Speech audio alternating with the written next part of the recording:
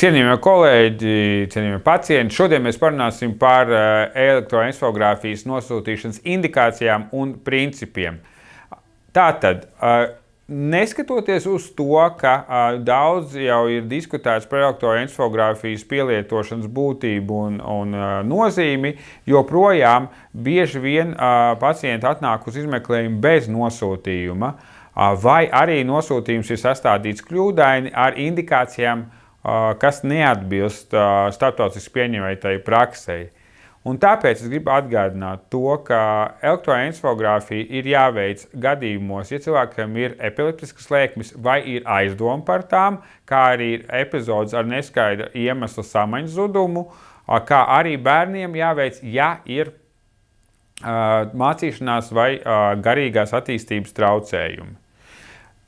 Gribu teikt, ka iemesls, kāpēc tik plaši tiek pielietot elektroencefalogrāfijas izmeklējums, piemēram, pie galvas sāpēm, pēc galvas traumas, pie neirodeģenatīvām saslimšanām, slēpjas tajā, ka pirms bija pieejami radioloģiskie izmeklējumi, magnētrezonanses izmeklējums un datortomogrāfijas izmeklējums galvai. Tas ir tātad 80. gados un vēl 90. gadu sākumā, 20. gadsimtā.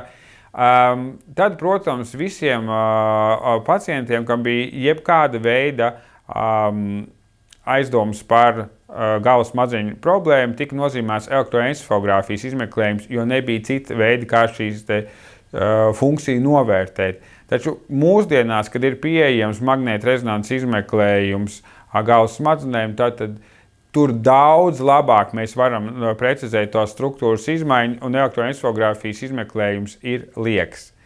Kas ir būtiski, kad ārsts nosūta uz elektroencefalogrāfijas izmeklējumu? Svarīgi ir norādīt to, kāda ir precīzi šī diagnoze. Ja ir zināma epilepsija, norādīt arī lietotos medikamentus, sevišķi pret epilepsijas līdzekļu, jo tas var ietekmēt tātad EEG ainu. Svarīgi arī norādīt, no kuras zonas potenciāli attīstās šīs epileptiskās lēkmes, ja tas ir zināms, vai arī ir iepriekš jau konstatēta epileptiforma aktivitāte vecākos elektroencefalogrāfijas izmeklējumos, tad arī to būtu vēlams norādīt.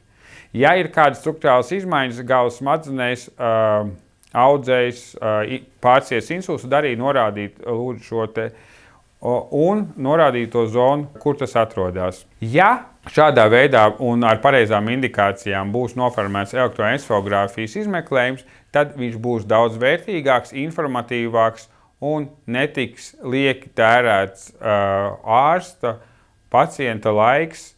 Atgādināšu, ka indikācijas elektroencefalogrāfijas izmeklējumam ir neskaidrs iemesla samaņas zudums, epileptiskas lēkmes vai aizdomas par tām, kā arī bērna vecumā mācīšanās vai garīgās attīstības traucējumi.